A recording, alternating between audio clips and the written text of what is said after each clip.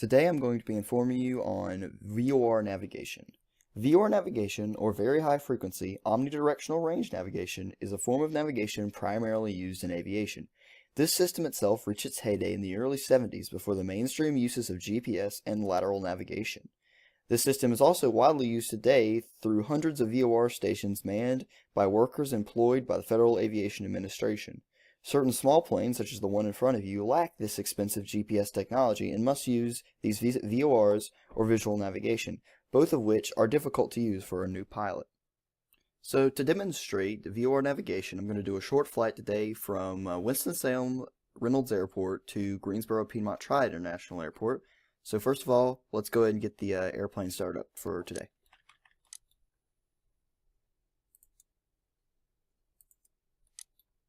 And I've already started the airplane up today once, so it should start fairly quickly.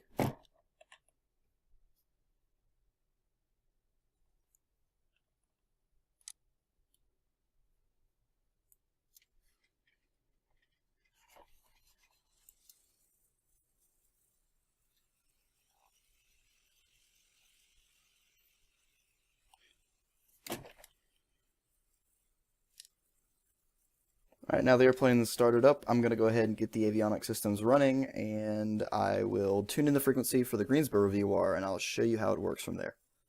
So we're going to use this VOR to make our way over to Greensboro, and right now in the nav receiver, which receives the VOR frequency, I have the Greensboro VOR tuned in here, which is emitting a frequency at 116.2 Hertz. So we're going to go ahead and switch that over right now. As you'll notice, the navigation radial comes alive as it is picking up that emitted frequency from the Greensboro VORTAC. So I'm going to go ahead and get us in the air, and I'll show you a little bit more about this as we make our way over to Greensboro today. Alright, so right now we're at the end of the runway, just about to depart, but before we depart, we want to know which direction we need to go in. So to find this direction, we're going to need to turn the Omni bearing selector knob towards the direction that we're going, which will give us a heading and a bearing to know which way to go towards the VOR. So we're going to go ahead and turn this just a little bit to the right here.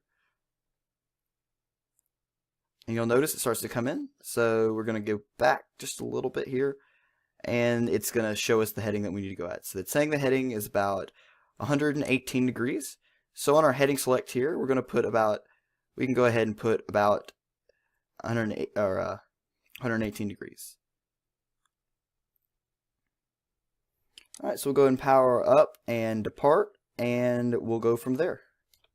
And also, as we take off, I'd like you to keep note of this Omni bearing right here, and watch as it moves away as we move farther away from the heading we were originally supposed to be going at towards the omnidirectional range emitter.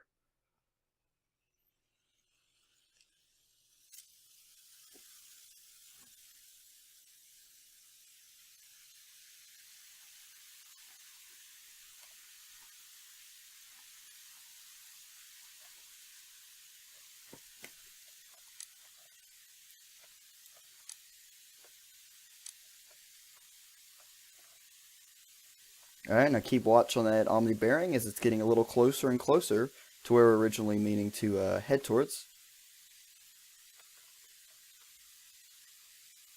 Alright, so we just cleared the end of the runway. We're going to go ahead and turn on course here to that selected heading towards Greensboro, and as we get a little closer to Greensboro, I'll do a further explanation of how that radio wave is giving us our frequency and which way to go. As we begin to near Greensboro, I'd like to tell you how VORs use radio waves in aviation. So, an object itself can be located measuring the characteristics of the received radio waves. Through these stations, there's a Morse code identifier and the radio wave and a distance identifier, which helps us find how far away we are. So, this is a pretty simple mode of transportation as long as you're able to dial it in to the OBS here and dial into the frequency here. Also, I'd like to correct a mistake I made earlier. It's actually measured in megahertz and not just hertz. So I'm going to let you see the landing in Greensboro today, and I hope you've enjoyed our presentation on VOR navigation.